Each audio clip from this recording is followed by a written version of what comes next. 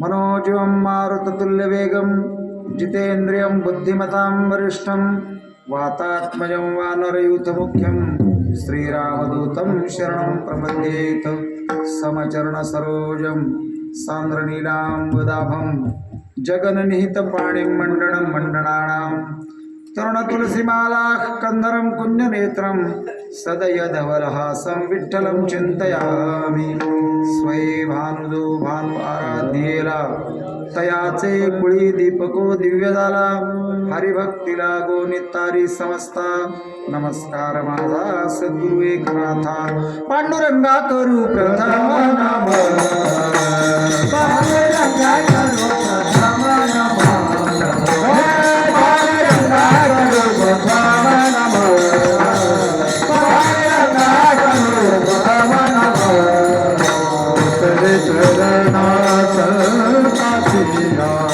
दुसरे चरण संसाचे कृपादान कथेचा विचार त्यांच्या कृपादान कथेचा विचार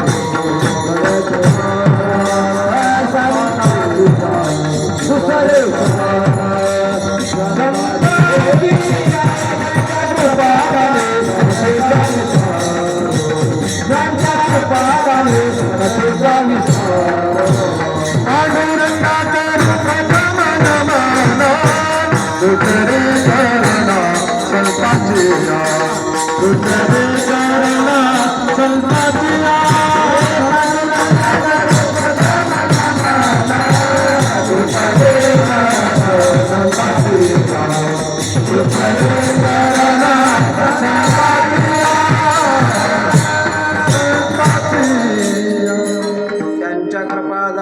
कथेचा विस्तारू बाबाजी सद्गुरु दास तुका जयांचे केलिया स्मरण होय सकल विद्यांचे अधिकरण ते जीवंदू श्री गुरुचरण ते नमस्कार होणे आता पंढरीच्या देवराया दंडवत तुझे पाया दंडवत तुझे पाया दंडवत तुझे पाया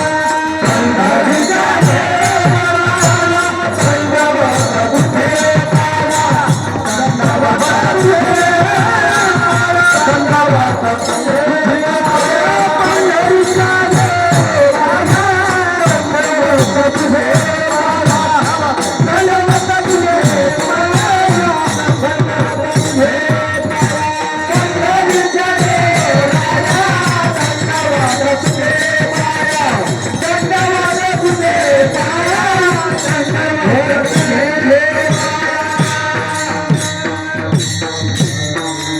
पंढरीच्या देवराया दंडवत तुझे पाया समचरणी उभा चैतन्याचा गावा त्रैलोक्याची शोभा पांडुरंग प्रस्तुत प्राप्त प्रसंगी श्री क्षेत्र आव्हाणा आणि या क्षेत्रावर सुरू असलेला प्रतिवार्षिक नियमाप्रमाणे हा 40वा अखंड हरिनाम सप्ताह हनुमान जयंतीच्या निमित्तानं आणि रुक्मिणी पांडुरंगाच्या मंदिराच्या आणि मूर्ती प्रतिष्ठापनेच्या वर्धापन दिनाच्या निमित्तानं हा सप्ताह या ठिकाणी सुरू असतो. 40वे वर्ष म्हणजे 3 तप पूर्ण झाली आहेत. देव सुद्धा नाथांच्या घरी 36 वर्ष राबला होता, म्हणजे 3 तप लाभला होता. माणसाच्या जीवनामध्ये परंपरेला फार महत्व आहे. जो माणूस परंपरेला जोडू नये, महाराज म्हणतात त्याच्या आयुष्यामध्ये चिरंजीव पद मिळतं. कारण परंपरा सुरू करायला किमान 1 तप लागतं. 12 वर्ष एखादी गोष्ट अव्याहतपणे केली, न थकता न थांबता प्रेमानं श्रद्धेनं अंतःकरणातून जर केली 12 वर्ष, तर 1 तप पूर्ण होतं. आणि 1 तप पूर्ण झालं की परंपरेला सुरुवात होते. परंपरा सुरू करणं खूप सोपी गोष्ट आहे, पण परंपरा टिकवणं फार अवघड आहे. परंपरेमध्ये टिकणारी माणसं आपल्याला दुर्मिळ दिसतात. महाराजांच्या समवेत मी आत्ता बोलत होतो, आदरणीय महाराजही बोलत होते. आता काय, ज्यांनी आदरणीय वैकुंठवासी दोंडा महाराजांच्या कीर्तनामध्ये मृदंग वाजवावा, त्यांनी माझ्यासारख्या पामराच्या कीर्तनात मृदंग वाजवावा, यापेक्षा माझं सौभाग्य अजून काय असेल. उजळले भाग्य आता आहे की नाही. संतांचं दर्शन झालं की भगवंताच्या चरणाचा लाभ झाला असा त्याचा अर्थ आहे. म्हणून विद्वान अशी गुणीजन मंडळी या ठिकाणी आहेत, ज्यांनी माझ्या वडिलांना बघितलं आहे, ज्यांनी माझ्या काकांची कीर्तनं ऐकली आहेत, जे त्या परिसराचं आणि वैभव आहे फार प्रेमानं बोलत होते माझ्याशी. मला आदरणीय मामासाहेब दांडेकरांच्या, आदरणीय दुड्डा महाराजांच्या, भानुदास मामा असतील, एकनाथ मामा असतील, आम्ही त्यांना मामा म्हणायचो, आमचे मामाच होते ते. आदरणीय चैतन्य महाराज असतील, आदरणीय शेखर महाराज असतील. आमचं नातं मेहुण्याचं नातं आहे. नातं सांगायची वेळ नाही, पण विषय निघाला म्हणून सांगायला काही हरकत नाही. कारण मोठ्यांची नावं घेत जावीत, आपल्या आयुष्यात वाढ होते त्यानं, आहे की नाही. काही हरकत नाही मोठ्यांची नावं घेतली तर, आणि मोठ्यांची नावं घेतच जावी. जर एखादा दृष्टांत कीर्तनात दिला तर तो मी अमक्याचा घेतला असंही सांगत जावं. कारण का, ज्याचा दृष्टांत आपण ऐकून कीर्तनात सांगतो त्याचं नाव घेऊन जर सांगितलं तर त्याचा आशीर्वाद आपल्याला मिळत असतो. विठ्ठल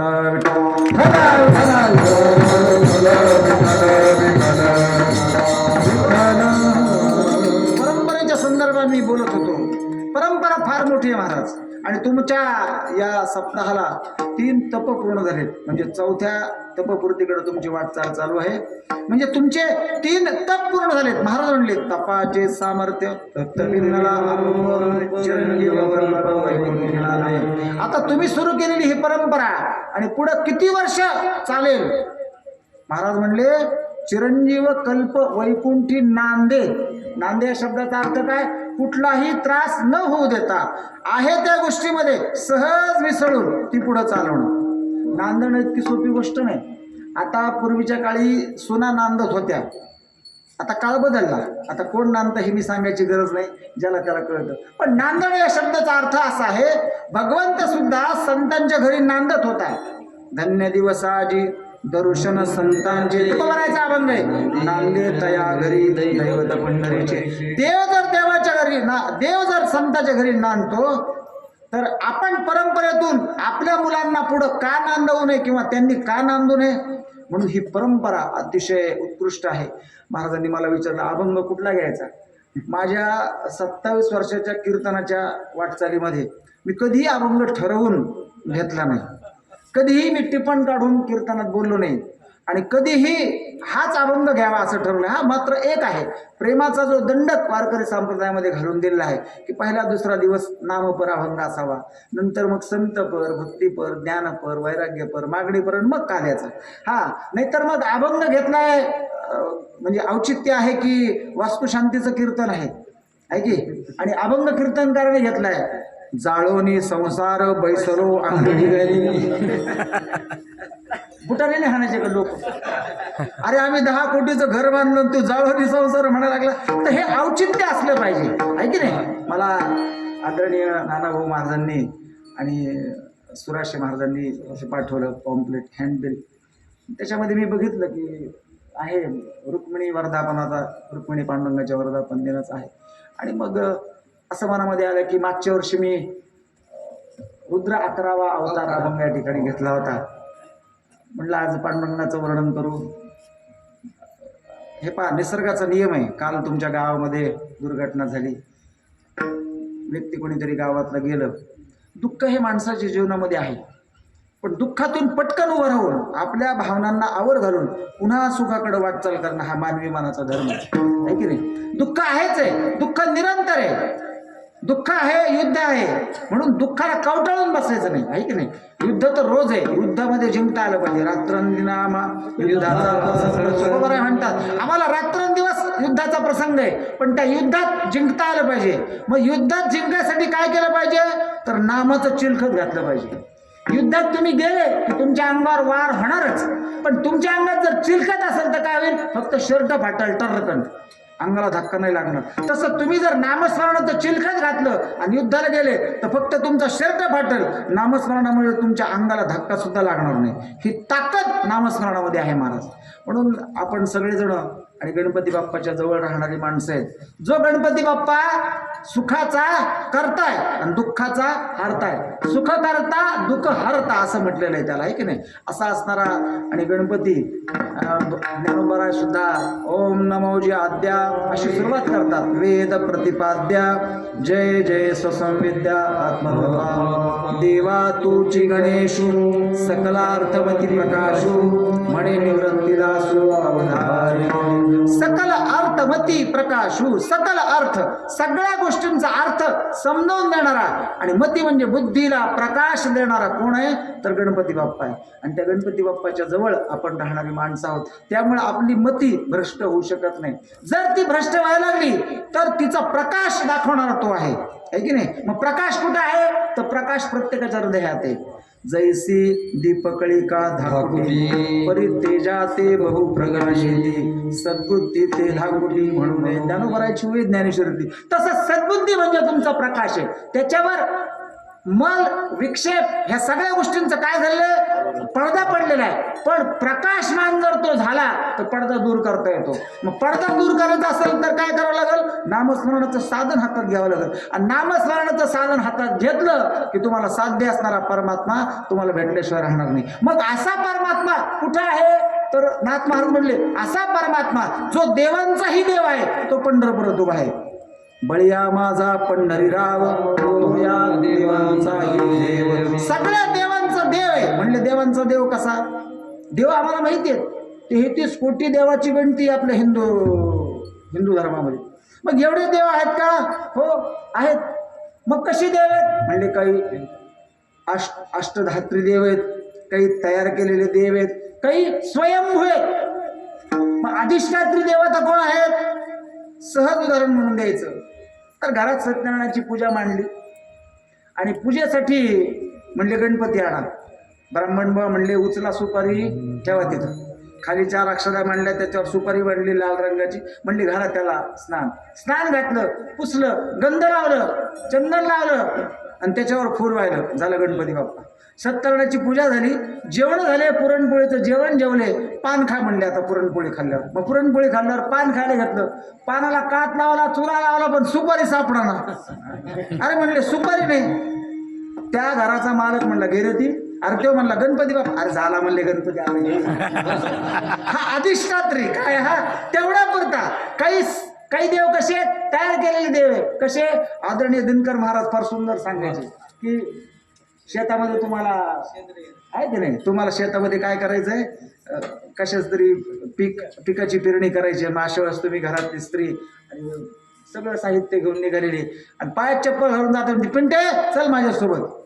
आणि ती लहान पोरगी तिच्यासोबत गेली की जिथं तुमचं शेताचं सीमा सुरू होते, बांध सुरू होते, तिथं आत पाऊल टाकले की ती अशी पायाने ठोकरते. कशाला, दगडाला. आणि मग ती पिंटे उचल, थोडं पुढे गेले की पुन्हा पायाने ठोकरते, पिंटे उचल. असं करत करत ती 7 चिपरिंगा, तुम्हाला चिपरिंगा काय चिपरिंगा उचलती. आणि त्या शेतात जे झाड आहे लिंबाचं वडाचं जे काय झाड असतं त्या झाडाखाली तिनंच नेलेल्या तांब्यानी काय करते त्या दगडाला धुती, त्यालाच हळदी कुंकू शेंदूर लावती. झाले. आता ते दगड कुणी कशासाठी वापरले काही माहित नाही. बरं तिला उचलताना कसे उचलले, पायात चप्पल आणि खेटराने तिला लोटले आणि ती पिंटे उचल म्हणती. हे तयार झालेले देव आहेत. तयार झालेले काही देव आहेत, काही अधिष्ठात्री आहेत, काही शेंदरी हेंदरी आहेत. आता शेंदरी हेंदरी कसे, एक दगड दिसला जरा पाहायला एका जणांनी, अरे म्हणले जरा मारुती सारखा दिसतो गड्या.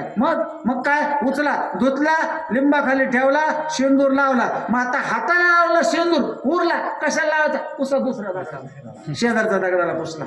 काही वेळानंतर दुसऱ्या माणसाला, अरे 2 देवे पण याला काय शेंदूर कमी पडला वाटतं. त्यांनी त्याला शेंदूर लावला, पुन्हा त्याचा हाताला शेंदूर उरला, त्याने 3ऱ्या दगडाला लावला. असे शेंदरी हेंदरी दैवत सुरू झाले. पण आमचा जो देव आहे याला मूळ नाही, ढाळ नाही. मूळ ना ढाळ, शाखा ना पल्लव असा असणारा भगवंत कुठं उभा आहे म्हणले, पंढरीला उभा आहे, पंढरपूरला उभा आहे. आणि कसा उभा आहे म्हणले तर याचे दोन्ही चरण सारखे आहेत. कसे सारखे आहेत तर तुकोबराय म्हणले, विटेवरी त्याची पाऊले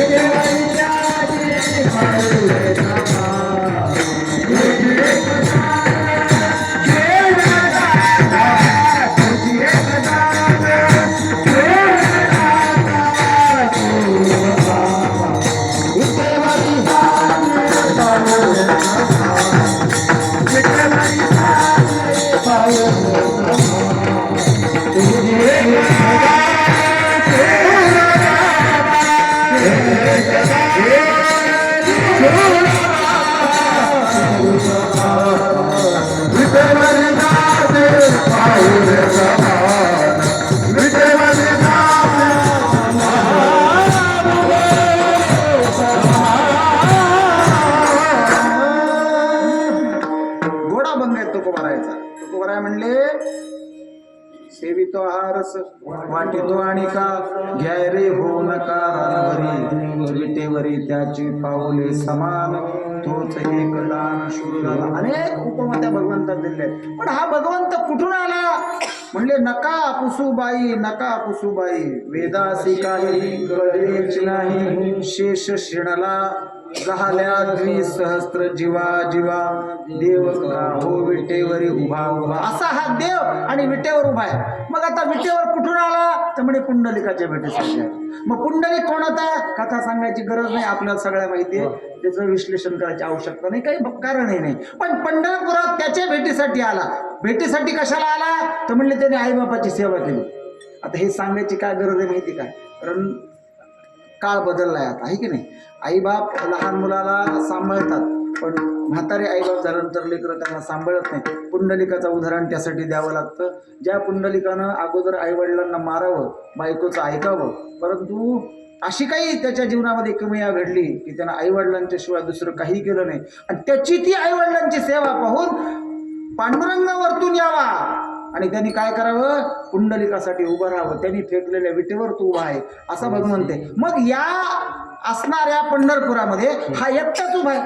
आता गावातही तुमच्या मंदिर आहे आणि प्रत्येक गावात मंदिर आहे पांडुरंगाचं, पण प्रत्येक ठिकाणी पांडुरंगाच्या शेजारी वामांगी रखुमाई दिसे दिव्य शोभा असं म्हणले. प्रत्येक मंदिरामध्ये गावागावामध्ये आईसाहेब त्याच्या डाव्या हाताला उभे आहेत, आहे की नाही. ज्या ज्या वेळेस तो भक्तांच्या घरी आला त्या त्यावेळेस आईसाहेबाला घेऊन आला, बायकोला घेऊन आला, एकटा नाही आला. प्रत्येक ठिकाणी आला तो, पण येताना आईसाहेबाला घेऊन आला. म्हणलं चल आपल्याला दोघालाही काम करायचंय. पण इथं मात्र तो एकटा उभा आहे. काय कारण एकटा उभं राहायचं? त्यानं आईसाहेबाला 25 हात मागं उभं केलंय. याचं कारण असं आहे की त्याला विश्वाचा कारभार चालवायचा सगळ्या, आणि विश्वाचा कारभार चालवत असताना घरात असणारी जी पत्नी आहे त्याची लुडबुड मध्ये नको, म्हणून त्याने सांगितलं जरा मागं उभं राहा. मला जर एखादा निर्णय घ्यावा लागला आणि तो निर्णय जर घेताना तू मला मध्ये म्हणली की नका हो असं, तर मग मात्र माझं असं डळमळल, म्हणून त्यानं सांगितलं की जरा मागं उभं राहा. म्हणून तिथं तो एकटा उभा आहे असा. बरं इथं उभा आहे ना विटेवर, कोणा पुंडलिकासाठी आला ना, मग विटेवर उभा आहे. मग विटेवर दोन्ही पाय ठेवून का बरं उभा आहे सारखे? तुम्ही पहा, एकच वीट घ्या, उद्या करा हा प्रयोग. एक वीट घ्या आणि त्याच्यावर आडवी टाकून त्याच्यावर दोन्ही पाय सारखे ठेवून उभं राहायचा प्रयत्न करा. तुम्हाला उभं नाही राहता येणार. तुम्हाला पाठीमागे एखादी वीट घ्यावी लागेल किंवा पुढे एखादी वीट घ्यावी लागेल. एका विटेवर 2 पाय सारखे ठेवून उभंच राहता येत नाही. पण हा उभा आहे. मग मागचे जेवढे देवाचे अवतार झाले त्या सगळ्या अवतारामध्ये गंमत अशी आहे देवाची. गर्गसंहिते जर विचार केला तर गर्गसंहिता सांगते देवाचे 6च अवतार आहेत. भागवत शास्त्र जर उघडून पाहिलं श्रीमद भागवत सांगतो देवाचे 24 अवतार आहेत. पण संत मात्र देवाचे 10 अवतार सांगतात. मग आपण एक वेळ भागवत थोडंसं बाजूला ठेवू, आहे की नाही. आता भागवत बाजूला ठेवता नाही ना, ते बाजूला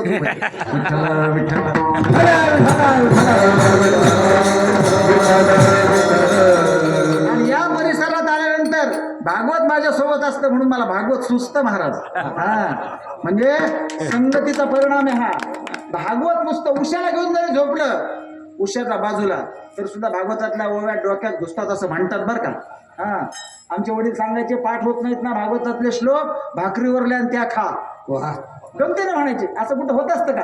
पण लहानपण असतं, जे सांगितलं ते माणसाला पटतं, पण काय सांगावं आणि काय पटलं पाहिजे हे सुद्धा आईबापांना कळलं पाहिजे. आमचे वडील गमतीने म्हणायचे. मी म्हणायचो महाराज अभंग पाठ होत नाही. ते म्हणायचे मग जेवायचं नाही.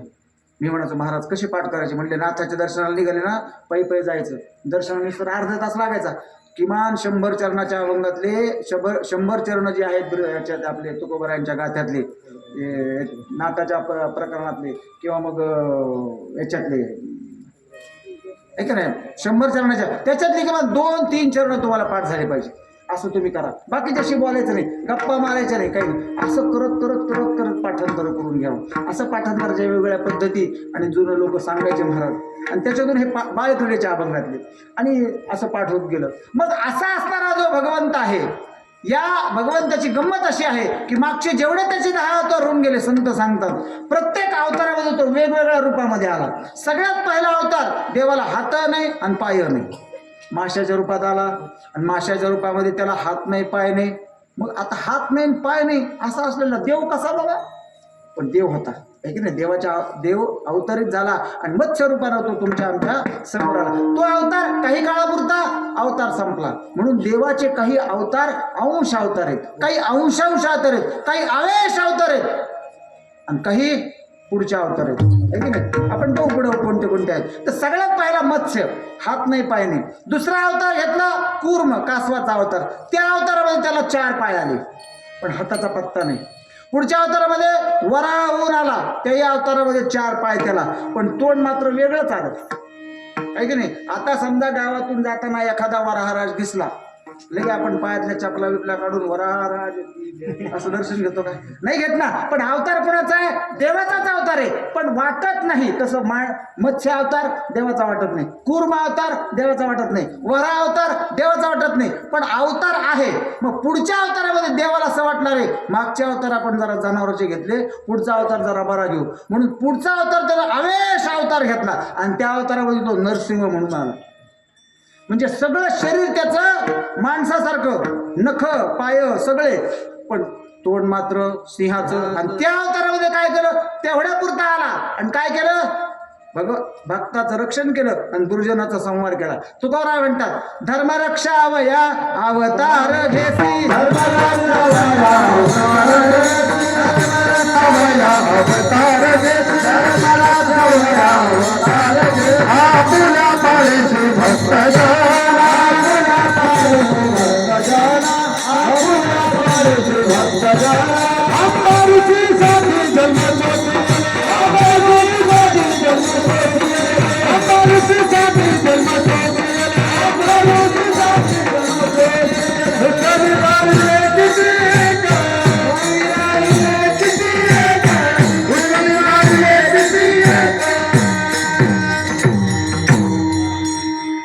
देवाच्या अवताराची गंमत अशी आहे महाराज. देव अवतार कशासाठी घेतो? धर्माचं रक्षण करण्यासाठी. धर्माचं रक्षण का करावं लागतं? कारण दुष्ट लोकांची संख्या जास्त वाढते आणि मग देवानं अवतार घेतला की तो धर्माचं रक्षण करतो दुष्टांचा संहार करून. पण देव दुष्टांचा संहार करतो, भक्तांचं रक्षण करतो. पण संतांच्या अवतारामध्ये वैशिष्ट्य असं आहे की संत ज्यावेळेस अवतरित होतात तेव्हा दुष्टाचा संहार करत नाहीत. काय करतात माहिती का? जे कळांची दुष्टांची असणारी दुष्ट प्रवृत्तीच संपवून टाकतात. म्हणून एखादा माणूस आपण म्हणतो ना माणूस चांगला आहे हो पण एकदा का प्याला, आता एकदा का प्याला काय कामाचं चांगलं पण असतं. पण त्यांनी जर प्यायचं सोडलं, गळ्यात माळ घातली, वारी सुरू केली तर आपण त्याचं ते वाईट पण सांगत नाही. म्हणजे कुणाच्या जरी संगतीत तो आला त्याची उपरती झाली त्याला आणि त्यानं काय केला? भगवंताकडे जायचा जो मार्ग आहे तो त्यानं स्वीकारला. म्हणजे त्याचं वाईट पण निघून गेलं. वाईट पण कशामुळे गेलं? तर संतांच्या संगतीत आल्यामुळं. संतांच्या संगतीत हेच वैशिष्ट्य आहे. देव मारून टाकतो पण संत मात्र त्याच्यातला जो दुष्टपणा आहे म्हणजे त्याच्या जवळची जी वासना आहे तीच वासना जळून टाकतात. संत चरण रज वासनेचे बीज जळणे काय, वासनेचे बीज जळणे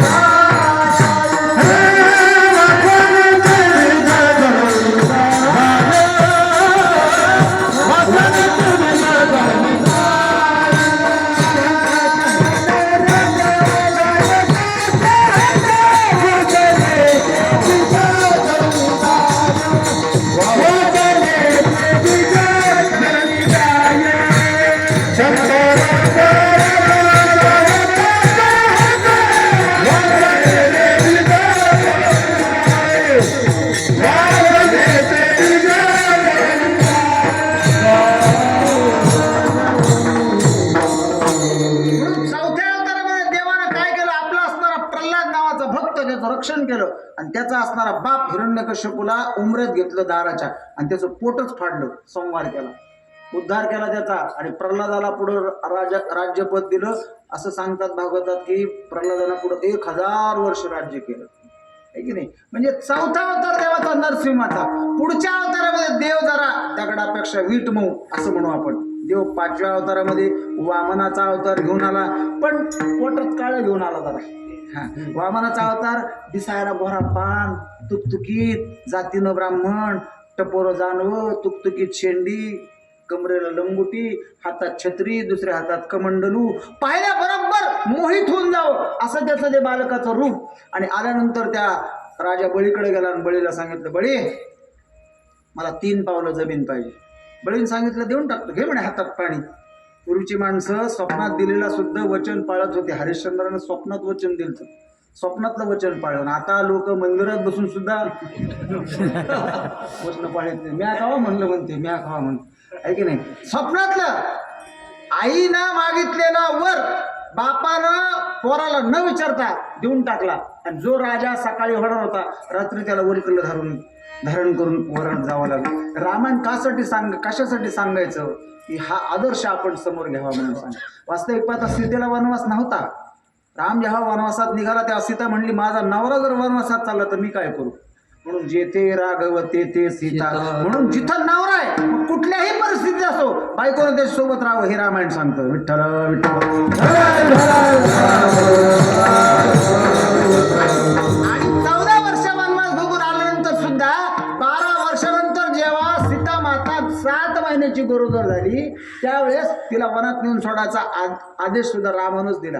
आणि तिला वनात सोडून येताना लक्ष्मण रडायला लागला. मातेला म्हणला, माते मला असं वाटतं तर मी आता आत्महत्या करावी. आणि त्यावेळेस सुमंत नावाचा प्रधान सोबत होता रथ चालवायला. तेव्हा सुमंत म्हणला, लक्ष्मणा काय स्वार्थी असले म्हणलं तू. लक्ष्मण म्हणला, कसा रे सुमंत, मी स्वार्थी कसा. अरे म्हणले, ज्या मातेच्या मुख कमलाकडे सुद्धा मी 14 वर्ष बघितलं नाही. माझ्या भावासोबत मी 14 वर्ष राहिलो. आईसारखं माझ्या वहिनीला मी बघितलं. आणि आज आईला सोडायची वेळ आली माझ्या, आणि ते सुद्धा अशा कठीण परिस्थितीमध्ये मला आता कुणाला तोंड दाखवायची जागा राहिली नाही. सुमंत म्हणला, तुझ्यासारखा स्वार्थी माणूस कोण नाही. अरे ज्या प्रभू रामचंद्रानं तुला त्याच्या बायकोला म्हणजे तुझ्या वहिनीला सोडायचा आदेश दिलाय, तो प्रभू आजपासून कुठलाही गोड पदार्थ खाणार नाही. पुढं रामानं एकही गोड पदार्थ खाणार नाही. माता सीतेला ज्यावेळेस वनवास सोडले, ह्या गोष्टी लोक कीर्तनकार सांगत नाहीत कीर्तनामध्ये. आणि कुठल्याही गादी घोंगडीशिवाय प्रभू रामचंद्र झोपले नाही. आणि कुठलाही गोड पदार्थ प्रभूनी नंतर खाल्ला नाही. म्हणजे जेव्हा तू वापस जाशील तेव्हा तुझ्याजवळ बायकोचं दुःख काय असतं बायको गेल्यानंतर हे सांगायला फक्त तू एकटायच. म्हणले कुणाला सांगेल प्रभू रामचंद्र. तू 12 वर्ष 14 वर्ष तू सोबत राहिला. तुझा खांदा प्रभू रामचंद्रासाठी सगळ्यात महत्वाचा आहे. आत्महत्येचा विचार करू नको हे सांगायला सुमंत होता. ही बुद्धी सुद्धा प्रधानाला असावी लागते. माझा विषय काय चालला की इथं देवानं सांगितलं, म्हणले मला 3 पावलाची जमीन दे. तिथं बळीकडे गेला. बळीनं हातात पाणी घेतलं, सोडलं. पहिलं पाऊल वर, दुसरं खाली. म्हणले आता तिसरं कुठं ठेवू.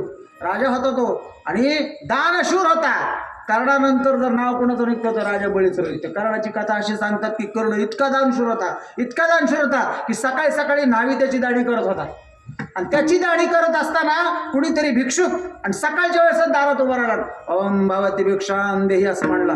कर्णाने नुसतं पाहिलं आणि डाव्या हाताने ती वाटी उचलली आणि त्या भिक्षुकाला दिली. ब्राह्मण होता तो. डाव्या हाताने उचलली. वाटी होती सोन्याची. कोणती वाटी होती. कर्णाची वाटी सोन्याची होती, ज्याच्यामध्ये तो दाढीला फेस लावायचा आणि त्याच्यात बुडवायचा ब्रश. ती वाटी सोन्याची. ती उचलली त्यांनी, पाणी धुतलं, दिली. त्या ब्राह्मणाने सांगितलं, भिक्षुकांनी म्हणले, अरे कर्णा, एक तर तू दाढी करतो, तुझं स्नान झालेलं नाही, पहिली गोष्ट. दुसरी गोष्ट, स्नान केल्याशिवाय दान देऊ नये. बरं तू बिना स्नानाचं दिलं, देताना डाव्या हाताने दिलं, उजव्या हाताने तर दे. कर्ण म्हणला, डाव्या हातातून उजव्या हातात घेऊस तर माझी बुद्धी फिरली तर. याला म्हणायचं दानशूर. म्हणून मी जे दिलं ते घेऊन टाक म्हणले. बाबा पुन्हा माझी बुद्धी कधी भरेल सांगता येत नाही. म्हणून लोकांचा भरोसा नाही. म्हणून कोर्टात जातात लोक. जिंदगी संपत्ती पण फैसले लागत नाही. कारण का, बुद्धी फिरती, बुद्धी माणसाची. म्हणून चांगला विचार मनात आला की सत्ताची वर्गणी द्यायची, पटकन येऊन देऊन टाकायची. पुन्हा एखादा माणूस येईल म्हणून कशाला द्या, आता मागच्या वर्षी दिली होती, काय फायदा त्याचा, कोणाला बोलू काही करते. म्हणजे त्याला द्यायची, ती गेली ही गेली, म्हणजे तो पापाचा वाटेकरी झाला, आहे की नाही. म्हणून मनात आला पंगत द्यायची, लगेच देऊन टाकायची. याच वर्षी डिक्लेअर करायची की पुढच्या वर्षी माझी पंगत. काय भरोसा, आपण राहू न राहू. आणि मग घरचे रडत बसतील. त्यांच्या मनात पंगत द्यायचा विचार होता. आता मेलं ते. आता काय पंगत द्यायला, आता विचारायला देऊन टाका. आता काळजी करू नका, पटकन द्या, मोकळे व्हा. चांगला विचार आला की वाटचाल दिला पाहिजे. बळीनं सांगितलं, ठेव माझ्या डोक्यावर पाय. पाय डोकं ठेवलं, बळी पाताळात धाडला, आणि ज्यावेळेस त्याचा अधिकार कळाला देवच त्याच्या दारात द्वारपाल झाला. म्हणजे हा अवतार कोणाचा? वामनाचा. पुढच्या अवतारामध्ये भगवंत राम म्हणून आला. म्हणजे सगळे अवतार जर मागचे पाहिले, काही अवतारात त्याला हात नाही, पाय नाही, काही अवतारात त्याला फक्त पायच आले, काही अवतारामध्ये त्याला तोंड नरसिंहाचं आलं म्हणजे सिंहाचं आलं, नख आले पायाला, आले हातापायाला नख आले, कोणाचे? श्वापदासारखे. पुढच्या अवतारामध्ये तो लहान झाला, त्याच्या पुढच्या अवतारामध्ये तो राम म्हणून आला. रामाच्या अवतारामध्ये सुद्धा काय गंमत झाली, रामाची कुठलीही मूर्ती पहा, रामाचा कुठलाही फोटो पहा, एक पाय त्याचा पुढे आहे आणि एक पाय त्याचा माग आहे. त्याही अवतारात त्यानं दोन्ही पाय सारखे ठेवलेले नाहीत. बरं, या अवताराची गंमत अशी की सगळ्यांचा तो ऐकतच गेला. जसा जन्माला आला राम तसं सगळ्याच ऐकत गेला. रामा इथं बसू नको, रामा त्याच्यासोबत खेळू नको, रामा वाड्याच्या बाहेर जाऊ नको, कारण तू राजाचा मुलगा आहे. सगळ्या गोष्टीचे प्रोटोकॉल रामाला होते. आणि त्याच्यानंतरच्या अवतारामध्ये मात्र तो कुणाचंच ऐकायला तयार नाही. जे मी सांगन ते माझं ऐकलं पाहिजे असं ऐकायला लावणारा पुढचा अवतार कृष्णाचा. आणि या अवतारामध्ये त्यानं कहरच केला महाराज. या अवतारामध्ये त्यानं खांद्यावरचा हात काय टाकला, मागच टेकून काय उभं राहायला बरं नाही ना का, खांद्यावर हात टाकून माग टेकून का उभं राहिला, बरं पाय पण वाकडा टाकला आणि 3 ठिकाणी वाकडा झाला. पाय वाकडा आणि 3 ठिकाणी वाकडा. तुकोबराय म्हणले, देहुडा चरणी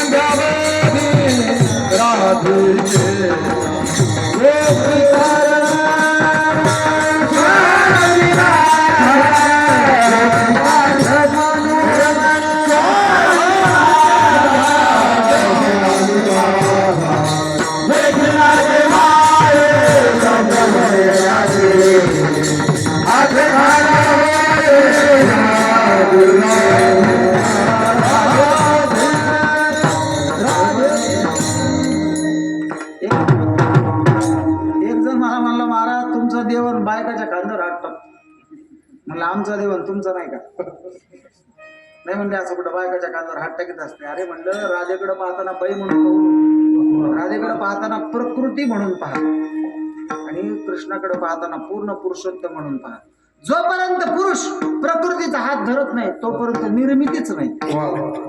एकलेन कंठवे म्हणून निर्माण केली एकाएकी न रमते. देवाला सुद्धा करमलं नाही, आपल्याला करमत नाही हा भाग वेगळा. आपण म्हणतो ना करमत नाही, का करमत नाही? देवाला करमत नव्हतं, आपल्याला का करमणार नाही? म्हणून करमून घेतलं पाहिजे. मग करमून घेण्यासाठी काय पाहिजे तर आपल्याला साथ पाहिजे. साथ देवाला जर घेतली तर आपण काय घेऊ नये. म्हणून इथं राधेकडे पाहताना ती त्याची प्रियसी आहे म्हणून लोक बघतात, पण ती राधा भगवंताची प्रियसी नव्हती, ती भगवंताची प्रिय प्रचिती होती. आहे की नाही? तिचं नावच आहे राधा, आहे की नाही? जो नदीचा प्रवाह आहे तो वाहणाऱ्या प्रवाहाला आपण काय म्हणतो धारा, आणि जी धारेच्या विरुद्ध वाहते तिचं नाव आहे राधा. विठ्ठल विठ्ठल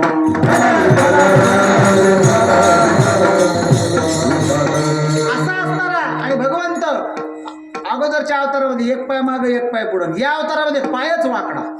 आणि जी माणसं वाकडे आहेत त्यांच्यासाठी तो वाकडा आहे. तुमच्या वाकडी होती सरळ केली, आहे की नाही? जी माणसं वाकडी आहेत कृष्ण त्यांना त्यांच्यासारखं वागतो. कृष्णाच्या बाबतीमध्ये इंग्रजीत म्हण वापरतो आम्ही, टिट फॉर टॅट, जशास तसे. जो समोर आला त्याला सरळ कसं करायचं हे कृष्णासारखं. म्हणून माणसानं वागताना कृष्णासारखं वागावं. पण जर आदर्श घ्यायचा असेल तर रामाचा घ्या.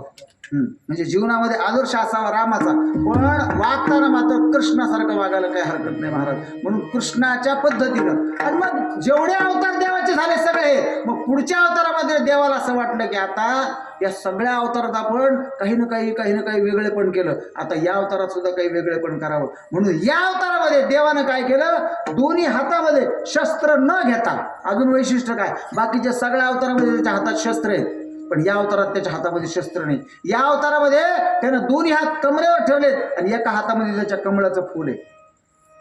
जोवरी दोन्ही भुजा घेऊनी आलिंगावया लागोनी तव अंग संगाचे सुरवाडे मज विदेहा देह धरणे गडे किंबहुना आवडे निरूपम. ज्ञानोबा राय म्हणतात, तो पहावा हे डोळे म्हणून अचक्षुषी मज डोळे आणि हातीचे लीला कमळे तुझुतया ते. देवाला विचारलं, म्हणले देवा अरे तुझ्या हातात कमळाचं फुल का? मागच्या सगळ्या अवतारामध्ये तुझ्या हातात शस्त्र आहे, या अवतारात तू शस्त्र घेऊन का नाही आला? तो म्हणला मग या अवतारामध्ये दोन्ही पाय सारखे आहेत आणि या अवतारामध्ये माझ्या हातात कमळ आहेत. बाकीचे म्हणले हातात कमळ हेच का, तुझ्या हातात शस्त्र काय घेतलं नाही? त्यांनी सांगितलं जे जे भक्त माझ्या दर्शनाला येतील आणि माझ्या चरणावर मस्तक टेकवतील भक्तिभावावर, त्यांचं स्वागत करण्यासाठी माझ्या हातात कमळाचं फूल आहे. विठ्ठल विठ्ठल.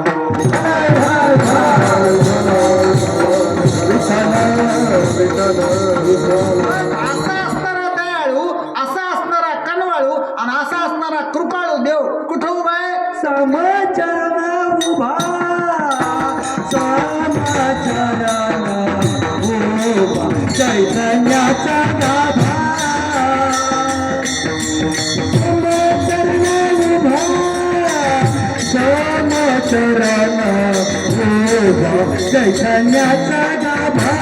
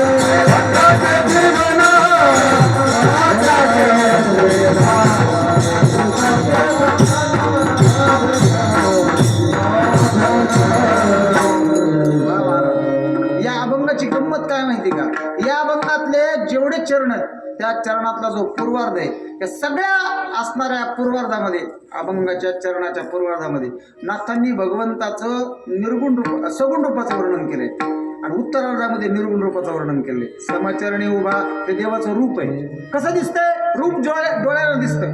माणसाला रूप डोळ्यानं दिसतं पण स्वरूप नाही दिसत. एखाद्या घरात जा आणि त्या बाईला म्हणा, बाई तुमचे काय मालक आहेत दयाळू, काय कानवळ आहेत, काय कृपळ आहेत, काय प्रेमाने बोलते. ती म्हणजे गबासा आमच्याकडे वागत येत राक्षस सारखं. घरात आले का आम्हाला राव राहिल्यासारखंच वाटतं. आता हे त्याचं खरं स्वरूप आहे बरं का. ते आपल्याला माहित नाही पण ते तिला माहिती. दिसत नाही. रूपातला आणि स्वरूपातला फरक आहे. जे दिसतं ते रूप, पण दिसत नाही पण असतं ते स्वरूप. विठ्ठल विठ्ठल.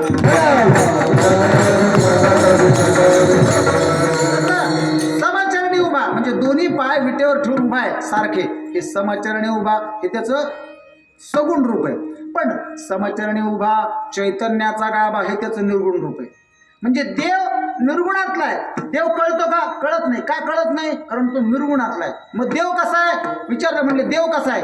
देव कसा आहे म्हणले ब्रह्म आहे. ब्रह्म काय? ब्रह्म म्हणजे काय? एका जणाला विचारलं ब्रह्म म्हणजे काय? तू सांगायला लागला ब्रह्म म्हणजे काय?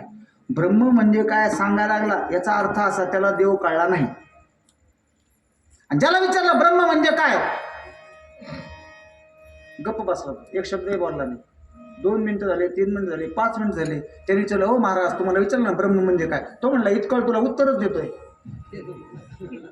गप्प बसलाय म्हणजे काय, उत्तरच दिले. मग वेदांत सांगायला लागला ब्रह्म म्हणजे काय. म्हणजे ब्रह्म म्हणजे अव्य आहे, अनंग आहे, अचक्कू आहे, निराकार आहे, निकोडा आहे, पेंदा आहे, अचरणू आहे. काय कळलं, डोक्यावर मांडवून गेलं. अरे आहे म्हणजे काय, असं आहे म्हणजे काय, पेंदा आहे, निकवडा आहे, अचरणू आहे, अचक्कू आहे म्हणजे कसा. मग आता हे नाही म्हणजे नाही नाही नाहीचा यदंत किती दिवस सांगायचा. कधीतरी तो देव दिसला पाहिजे का रे. मग देवाला असं वाटलं जर आपण अशा असणाऱ्या निर्गुण रूपात दिसत नाही, मग आपल्याला सगुणात यावं लागेल. आणि मग सगुणात येताना त्याला तसं येता येत नाही महाराज. त्याला कोणाच्या तरी अंगात घुसावं लागत.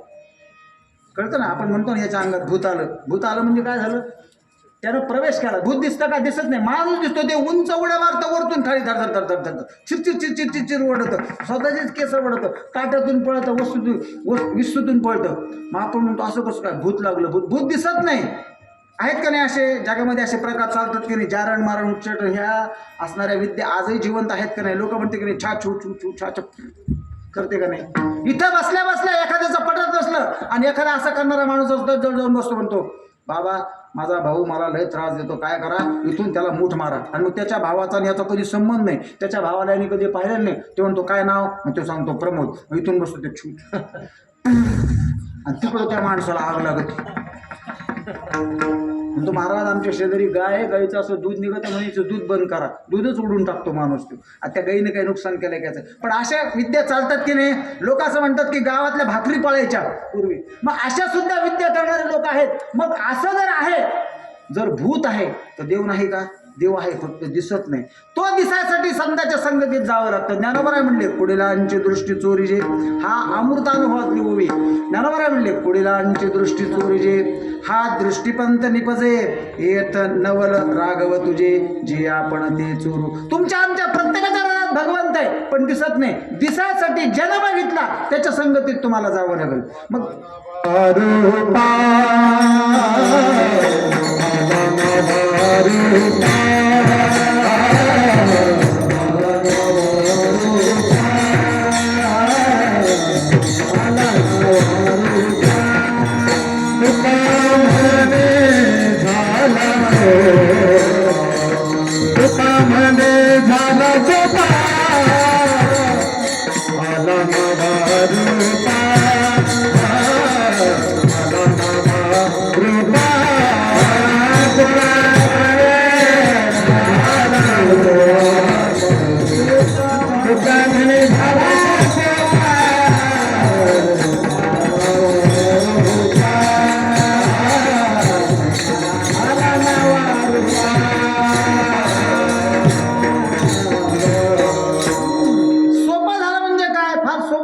संतांचं वचनच सोपं आहे महाराज.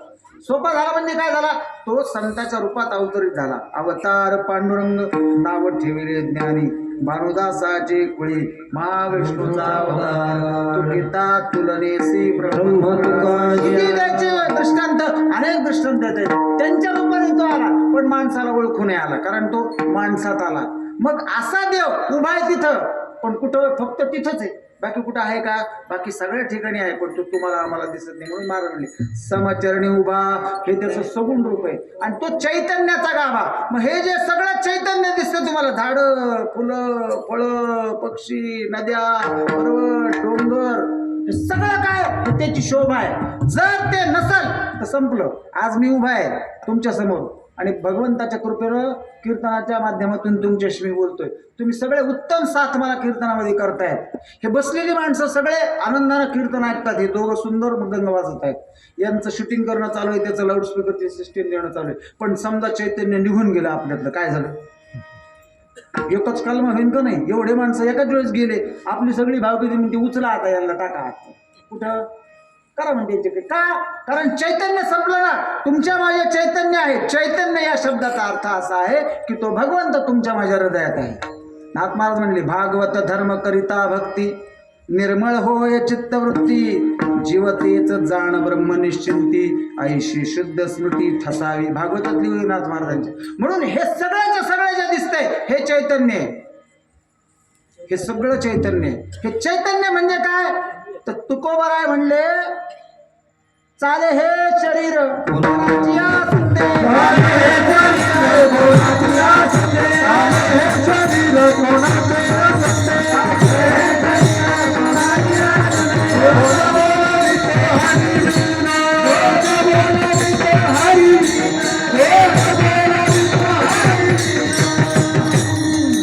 महाराज हा जो अभंग आहे ना या अभंगाला आदरणीय वैकुंठवासी मामासाहेब दांडेकर काय म्हणायचे माहिती का?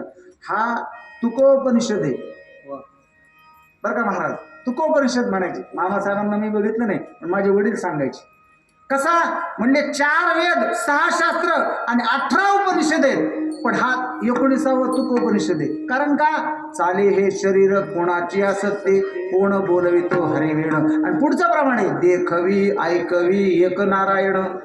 मग तुम्हाला बघायला लावणारा तुम्हाला चालायला लावणारा तुमच्या मुखातून शब्द बाहेर टाकवणारा कोण आहे? देखवी ऐक एक नारायण. एक नारायण. तो नारायण म्हणजे चैतन्य. चैतन्याची शोभा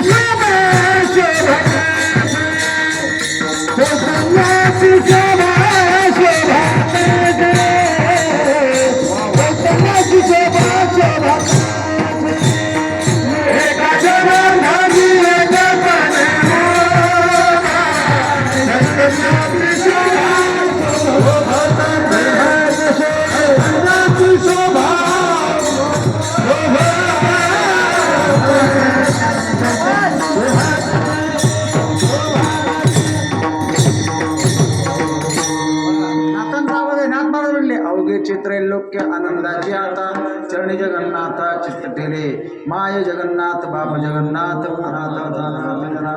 आणि म्हणले एका जनार्दनी एकपणे उभा. चैतन्याची शोभा शोभत असे म्हणून तो मूळ आहे.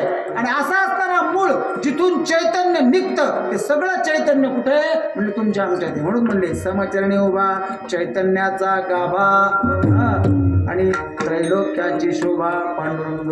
हे सगळं शोभामान दिसतं ते फक्त पांडुरंगामुळे दिसतं. त्रैलोक्य सगळं. म्हणून महाराज म्हणले अवघेचे त्रैलोक्य आनंदाची आता. म्हणून आपल्याला आनंद का दिसतो तर आनंद देणारा मूळ कंद कुठे तिथं उभा आहे म्हटले. आणि असा असणारा भगवंत कुणाचं जीवन आहे दुसऱ्या चरणात सांगतात. भक्ताचं जीवन साधकाचं साधन भक्ताचं जीवन साधकाचं साधन हे भक्ताचं जीवन साधकाचं साधन भक्ताचं जीवन साधकाचं साधन.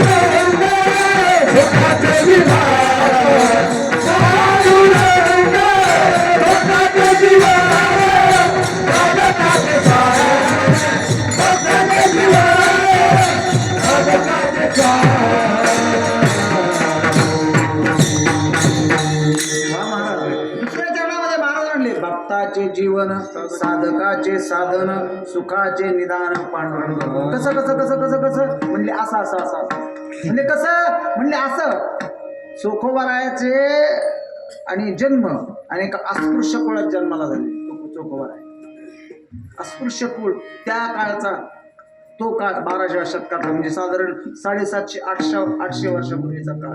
आणि त्या काळामध्ये अस्पृश्यचा बाबतीत जन्माला आलेले चोखोबाराय. पण तरी सुद्धा भगवंताचं नामस्मरण करून भगवंताला आपलंसं करून घेतलं. देव त्यांच्या घरी गेला. कधी गेला? यांनी आपलं उठावं, गळ्यात विणा घालावा आणि रामकृष्ण हरी रामकृष्ण हरी रामकृष्ण हरी राम, बस दुसरं काही नाही.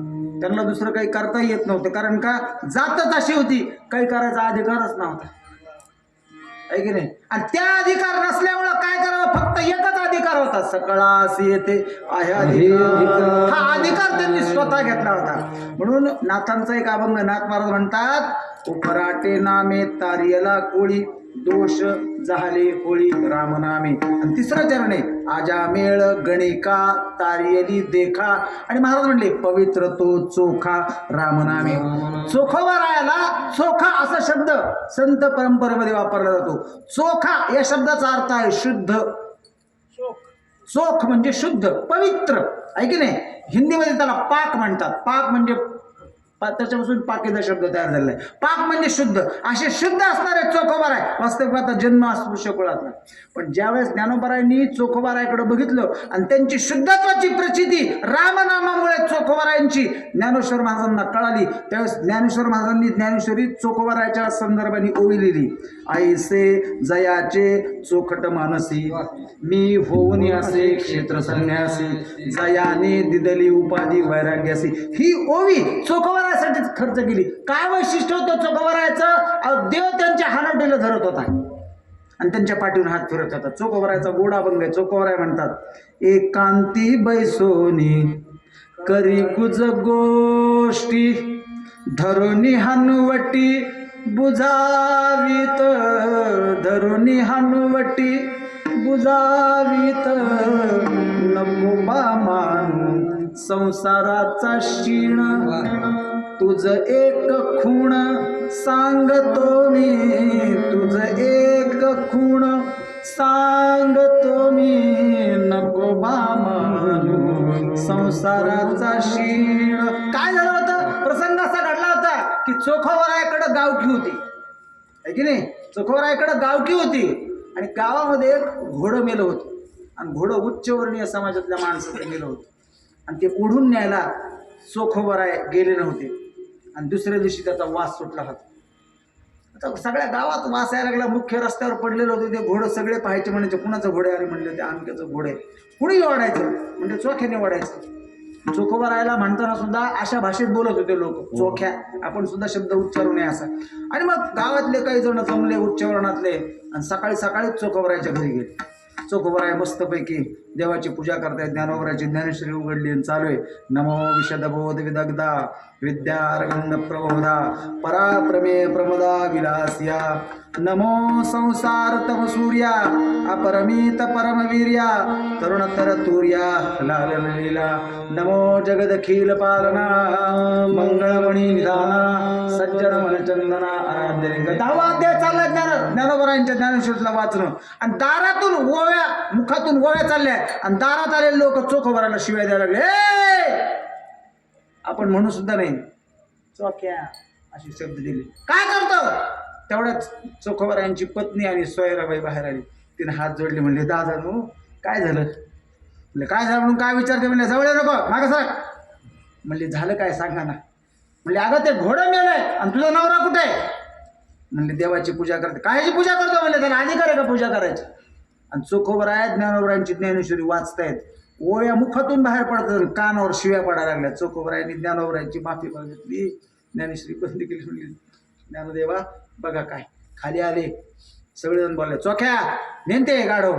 चोखोबारायांनी ते मेलेलं गाढव दोरीनं ओढलं आणि जिथं न्यायचं तिथं नेऊन टाकलं. करून वापस आले, ढसा ढसा ढसायला लागले. देवाजवळ बसून म्हणते, देवा अरे एका अस्पृश्य पळात जन्माला आलो, खालच्या पळात, म्हणून ही माझी अवस्था रे. आणि असं ज्यावेळेस रडतायत, हमसून हुमसून रडतायत, डोळ्यातून पाणी येते, तेवढ्यात त्यांना अशी जाणीव झाली की त्यांच्या डोक्यावरून कोणतरी हात फिरवते पाठीपर्यंत.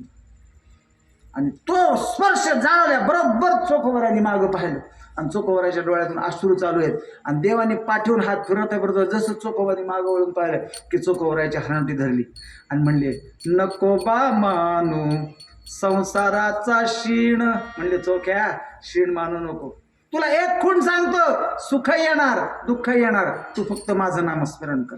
विठ्ठल सुखा विठ्ठल दुःखा तुकया मुखा विठ्ठल. काळजी करू नको म्हणले, मी तुझ्या सोबत आहे. म्हणून भागवत महाराज, मला सुद्धा कधी कधी नोकरीचा कंटाळा यायचा. मी माझ्या बायकोला म्हणायचो, माझ्या पत्नीला, मी सोडून देतो नोकरी. ती म्हणायची जाऊ द्या, 2-3 वर्ष राहिले आत्ता निघून जातील. नको बा मानू संसाराचा शीण, तुझं एक खूण. मला सांगा हा प्रसंग का सांगावा लागला? भक्ताचे जीवन. देव हा भक्ताचं जीवन आहे, म्हणून भक्त कुठे उच्च कोटीला पोहोचलेला आहे. जर देव भक्ताचं जीवन नसता तर 36 वर्ष देवनाथांच्या घरी राबला नसता, आहे की नाही? तुकोबारा अवताराला येण्या अगोदर देव त्यांच्या घरात 8 पिढ्या नांदत होता. जर तुकोबारायचं जीवन नसता तर देव त्यांच्या घरात आला नसता. महाराज म्हणले भक्ताचे जीवन. सावतोबा महाराजांच्या घरात, सावतोबा महाराज आरणपासून पंढरपूर फार जवळ आहे. किती वेळा जाऊन येऊ शकतं माणूस? आता तर सगळी सोय झाली, पण त्यावेळेस पायी गेले असते तरी एका दिवसात सहज जाऊन आले असते. इतक्या जवळ पंढरपूर आहे, पण गेले नाही. देव त्यांच्या घरी आला, नुसता घरी नाही आला. कुठे येऊन राहिला? इथे येऊन राहिला. सावतोबाला म्हणले माझ्या मागं चोर लागलेत, मला लपायला जागा दे. कुठला विचार नाही केला सावतोबानी. जवळ बसलेला वेळा घेतला आणि चरकन छाती फाडली. म्हणले देवाला पाहिजे, देवाला लपवायची जागा ही आहे. भक्ताचे जीवन असा असणार. अनेक दृष्टांत आपल्याला देता येईल. असा असणारा देव, भक्ताचे जीवन, साधकाचे साधन. आणि महाराज पुढे म्हणले सुखाचे निधान.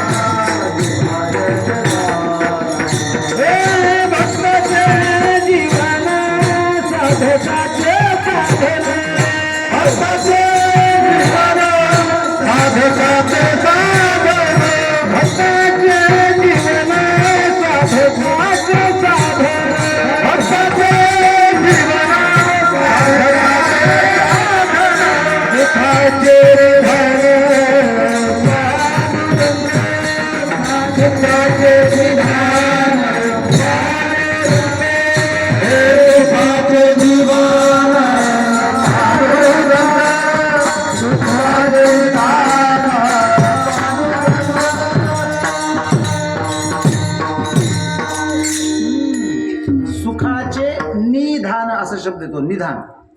युट्यूबवर आलंय चुकीचं. गाथ्यामध्ये सुद्धा कदाचित विधान असू शकतं, पण आमच्याकडे ज्या जुन्या वह्या आहेत ना परंपरेच्या हाताने लिहिलेल्या, त्याच्यात निधान असा शब्द आहे. निधान म्हणजे भांडार, की जे कधीही संपत नाही असं भांडार. सुखाचे निधान पांडुरंग. कसं तर तुम्हाला जर सुख पाहिजे असेल तर फक्त सुख देणारा भगवंतच आहे, दुसरं कोणी नाही. महाराज म्हणले सुखरूप ऐसा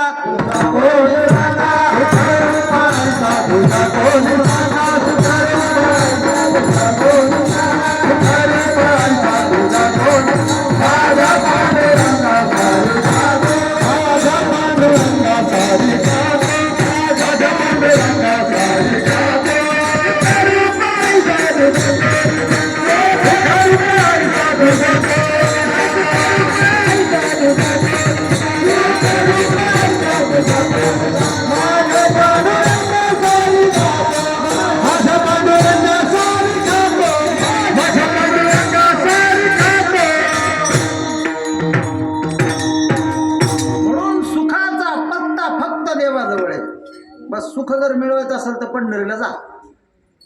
19 दिवस चाला, 12 तास, 24 तास, 6 तास, 10 तास, जसं आपली क्षमता आहे तसं रांगेत उभं राहा आणि चालत चालत गाभाऱ्याला गरुड कांबाला मिठीका मारून गाभाऱ्यात तुम्ही प्रवेश केला की जेवढा तुमचा शीण आहे, जेवढा तुम्हाला त्रास दिलाय, जेवढा तुम्हाला थकवा आलाय, त्याच्या पायावर डोकं टेकवलं, भाग गेला अवघा झाला. बस कशामुळं? तर सुख मिळतं. त्याच्यासारखं सुख दुसऱ्याजवळ कुणाजवळ नाही. तुम्ही जर सुख मागायला नातेवाईकाकडे गेले, तुम्ही जर सुख मागायला बायकोकडे गेले, सुख मागायला तुम्ही आईकडे गेले. अरे तेच तुमच्याकडून सुखाची अपेक्षा करतात, ते तुम्हाला काय सुख देणार आहे? जे आपल्याकडून सुखाची अपेक्षा करतात ते तुम्हाला काय सुख देणार आहेत? म्हणून जो आपल्याकडून सुखाची अपेक्षा करत नाही आणि ज्याच्या जवळ गेल्याने सुख वाटतं असा असणारा फक्त देव आहे. तो कोण आहे? तो पांडुरंग आहे. का त्याच्या जवळ गेल्यावर सुख वाटतं? कारण त्याचे दोन्ही चरण सारखे आहेत, दोन्ही हात त्याचे कमरेवर आहेत आणि त्याची दृष्टी पण सम आहे. तो सगळ्याकडं पाहताना समत्वाच्या दृष्टीने पाहतो. त्याच्याकडं दुजा भाव नाही. खालच्या जातीतला जरी गेला तरी तो त्याला पायावर डोकं ठेवून दर्शन देतो. एखादा उच्चवर्णीय जरी गेला तरी त्याला पायावर डोकं ठेवून दर्शन देतो. एखाद्याला असं वाटलं आपण त्याला घट्ट मिठी मारावी. असं सांगतात की पूर्वीच्या काळी पांडुरंगाला मिठी मारता येईल अशा देवाची, अशी रचना देवाच्या मंदिरात देवाची होती. पण पाडव्यांनी जरा त्याला उंच केला. बडव्यांनी जरा उंच केला का लोक त्याला मिठी मारायचे आणि त्याला मिठी मारल्यानंतर मग यांचं कमी पण व्हायचं ना. त्यांना असं वाटतं आपलं जर काही टिकायचं असेल तर देवाला जरा उंच करा, आहे की नाही? पण देव जरी उंच केला तर महाराज म्हटले ऐसे स्थळ नाही कोठे देव उभा उभी, आणि पुढे म्हटले उराउरी भेटे. म्हणून त्याच्या पायावर मस्त ठेवलं की तुम्हाला सुख मिळालं. महाराज नामदेवराय म्हणले विठ्ठला विठ्ठला नामदेवराय म्हणले मग तू अवघाची सुखरूप होशी जन्मजन्मीचे दुःख विसरली. तू त्याच्या चरणावर मस्तक ठेवला की तू सुखरूप होशील. नुसतं सुखी नाही, सुखरूप होशील. आणि ज्ञानोबराय काय म्हणले? रूप पाहता लोचनी सुख झाले हो साधने तो हा विठ्ठल बरवा तो हा. म्हणून सुखाचा सागर असणारा भगवान परमात्मा पंढरतुबाई आणि हा असणारा भगवान परमात्मा भक्ताचं जीवन आहे. सुखाचे निदान आहे, सुखाचे निदान पांडुरंग विठोबार.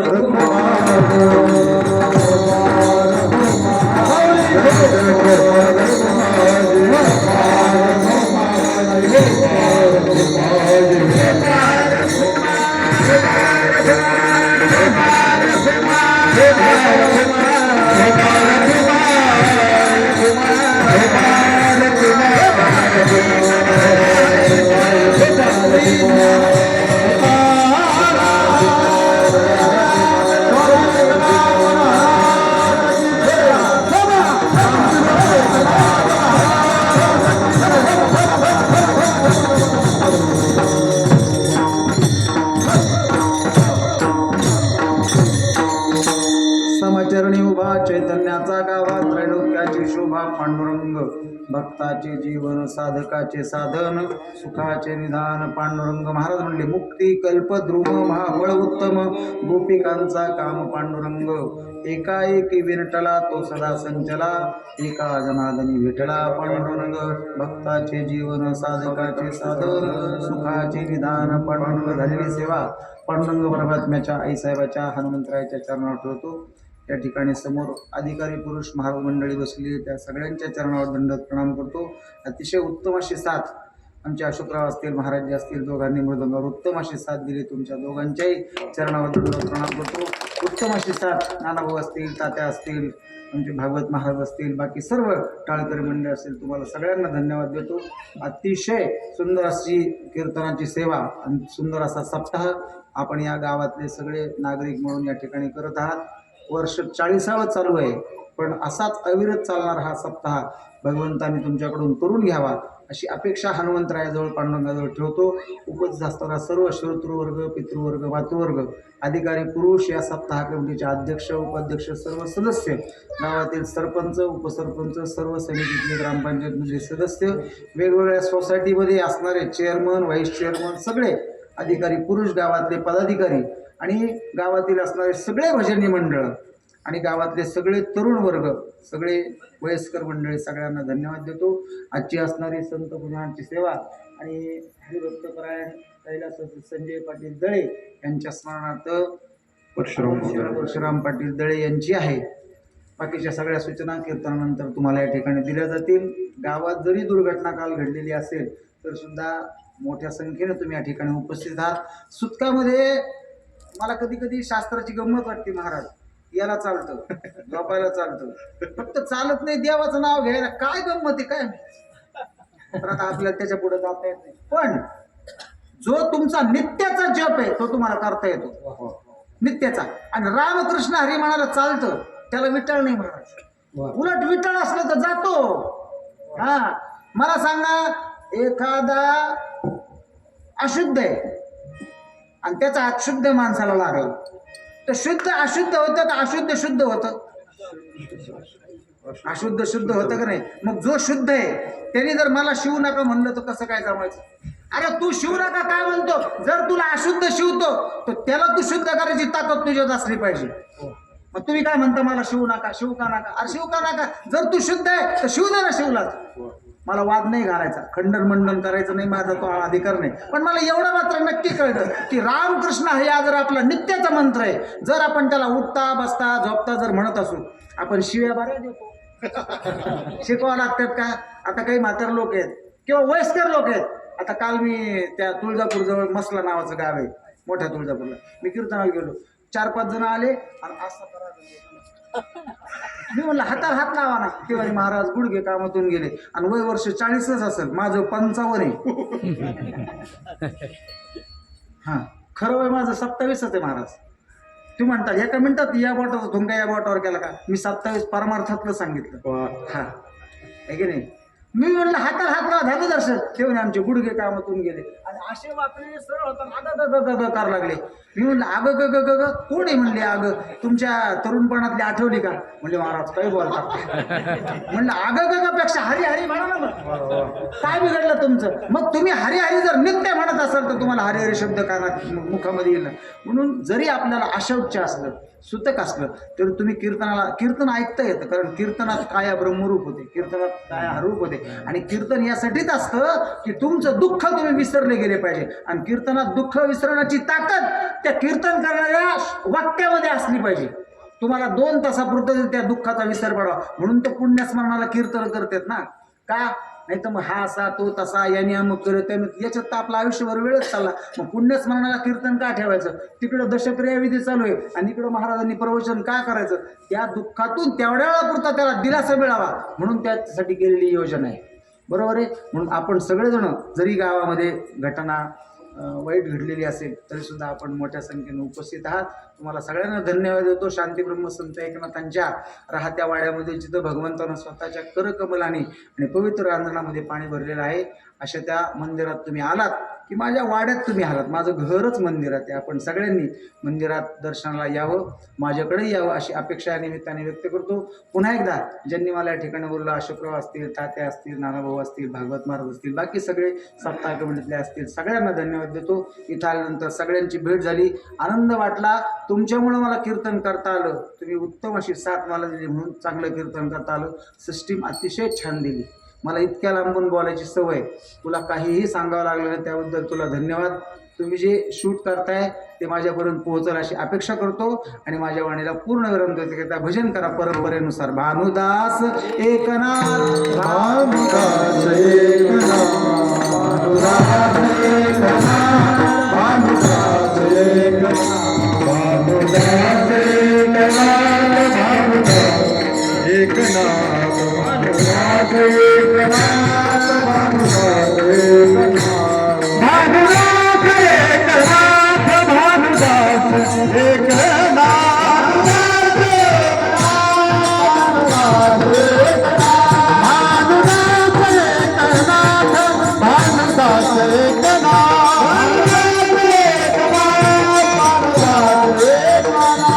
एकनाथ, भानुदास